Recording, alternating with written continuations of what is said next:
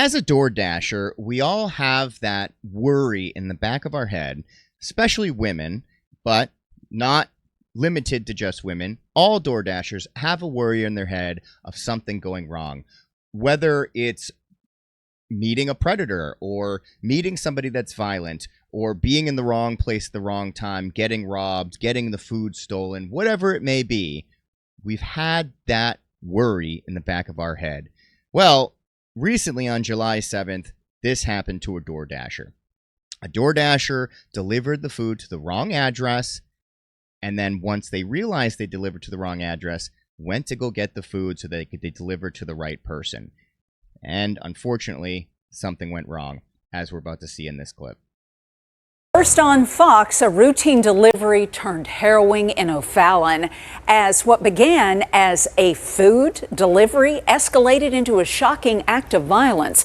Fox 2's Caroline Petty is in St. Charles County with the latest on how a mistaken address transformed into a shooting. Caroline? Mandy, a shot rang through the 800 block of Barbara Place in O'Fallon just before 12:30 a.m. on July 7th. The incident unfolded when the driver mistakenly delivered an order to the wrong address and attempted to retrieve it. Homeowner Dwayne Tyrese Jones confronted the driver, leading to a gunshot and the victim being found on Jones' driveway. Emergency responders administered life-saving measures before transporting the driver to the hospital. First of all, that's terrible. I feel bad for the driver and the families that are related to the driver. I will say that I think it's underestimated how important it is to not only follow the directions of the person that ordered the DoorDash, but how important it is to make sure that you're delivering to the right address. Now, unfortunately, I've been in a situation, and I know a lot of other DoorDashers have been in this situation too, where the number on the address of the house is not listed on the house itself. It's not listed on the mailbox sometimes, which I don't understand how that person gets mail delivered to them. It's kind of crazy that you don't see a number anywhere, but it does happen. But the thing is that you need to make sure that you're delivering to the right address. If you are not sure, you have to make sure that it's the right address. If you're not sure, don't deliver to them. Just plain and simple, don't deliver to them. It's bad enough that the GPS of DoorDash is absolutely terrible. I've been directed to the wrong house many times where I've had to use Google or Waze just to make sure I'm getting to the right location. But, you know, with people not putting the address numbers on their house or putting it in some obscure place to look trendy or cool or whatever, where you literally can't find it, it's like underneath a rock in front of their house. You got to make sure you're in the right address. If you're not in the right address, don't step on somebody else's property just because. You know, you got to take it more serious. You have to understand that, you know, these are people's properties. You don't want to just go on people's properties for no reason. Should you shoot somebody that's going on your property? No, but, you know, in today's day and age right now, there are a lot of problems with like squatters and with people that are coming to your house for no reason that shouldn't be there. And people are tense. People are on edge.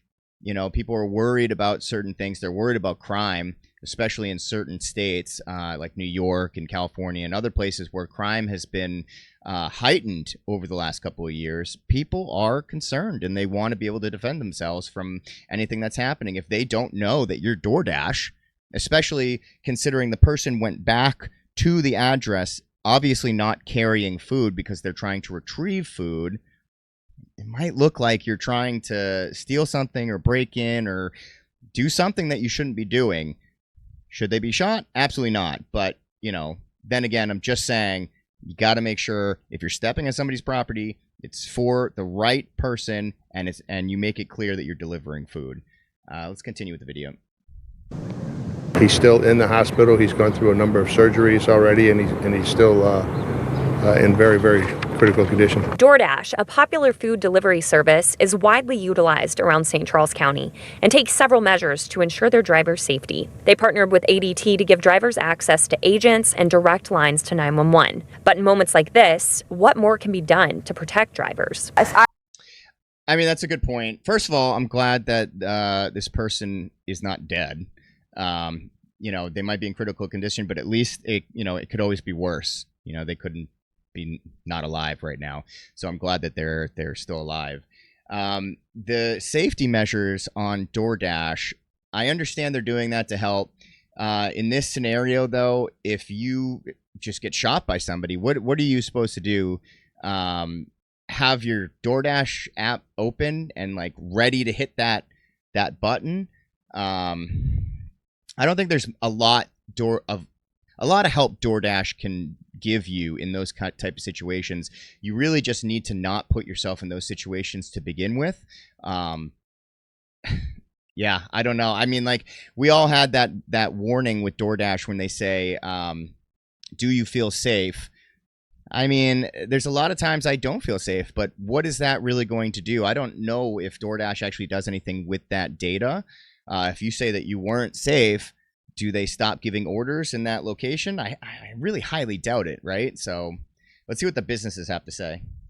I was a DoorDash driver. This would scare me too. It makes me just concerned for the people that I know who do DoorDash and their safety. And what about the businesses that utilize food delivery services? I definitely think if it does get really unsafe and more things like this happen, I think businesses could start to question if it's worth it. If they're not making a ton of money off of it, they don't want to put people in danger. Others aren't as maybe like small mom and pop stores, because a lot of these places aren't really making too much money with DoorDash because the expenses of having DoorDash in your company is high enough as it is.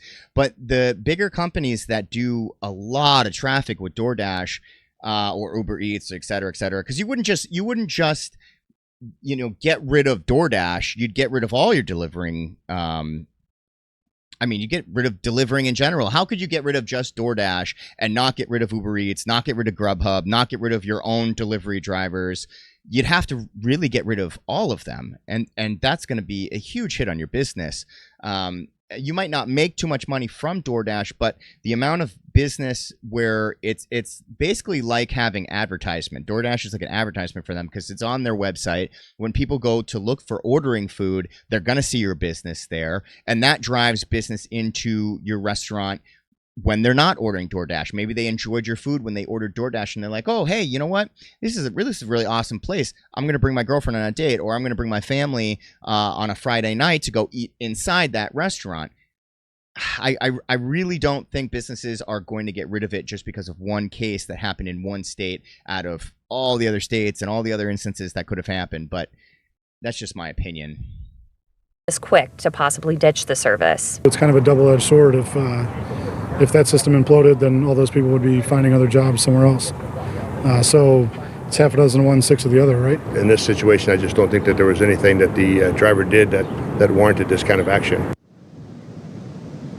The St. Charles County Prosecuting Attorney's Office is charging Jones with first-degree assault and armed criminal action. Jones remains in custody without bond due to his prior criminal history. His next scheduled court appearance is July 17th. From St. Charles County, Caroline Petty, Fox 2 News. Yeah, so, it's interesting because they talk about how I spent 15. They talk about how the person had a criminal history. So obviously they were probably freaking out or shouldn't be owning a gun in the first place. I don't know if the gun's legal. They really should have given a little bit more information regarding what happened. I would like to know what the driver did when they went back there. Did they simply just step on the person's property? Or did they knock on the door? Did they say, oh, I left food here, I'm trying to get it back, and the customer didn't want to give the food, and then they started yelling at the guy? Or I don't know. I mean, it seems like there's a lot of missing information for what happened, but absolutely, it seems like at least from what the prosecutor was saying, and then the police officer, that there was nothing warranted for this kind of action. I guess it's just an unfortunate event, but this goes back into saying that you really got to be careful on whose property you're stepping on, because people are crazy. People are nuts, and you can't take that for granted. I mean, I see so many videos all over the internet of road rage people, you know, getting out of their cars, hitting glasses, neighbors yelling at other neighbors for no reason, or going up to kids that are biking on the street. And people are crazy, and you have to take that into consideration, and be more cautious. I mean, obviously, it's part of the job where there's always going to be that risk. Another reason why, you know, I hear from women all the time that they don't want to go to apartment buildings, especially if the customer's name is like a woman's name and then like a man answers the door. That's happened to me many times, where it will say like Linda or something on the order, and then when I go to the apartment complex, I'll see like a 6'5", you know, old dude that's like in his underwear or something. Just the other day, I got flashed by a customer, had to report him. You know, you never know what's going to happen. So it's obviously a risk, but there are ways to mitigate this risk by simply making sure that you're at least at the right person's property. I mean, that's number one. Don't step on somebody else's property unless it belongs to them. Yeah, I mean, it's an unfortunate event.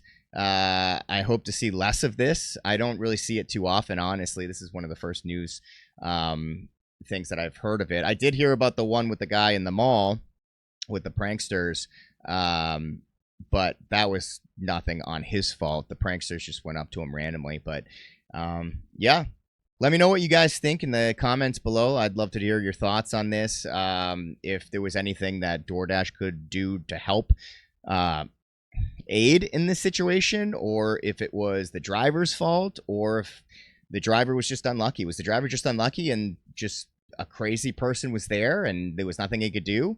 Let me know what you think below. And I will catch you in the next video. Matt Dasher, out.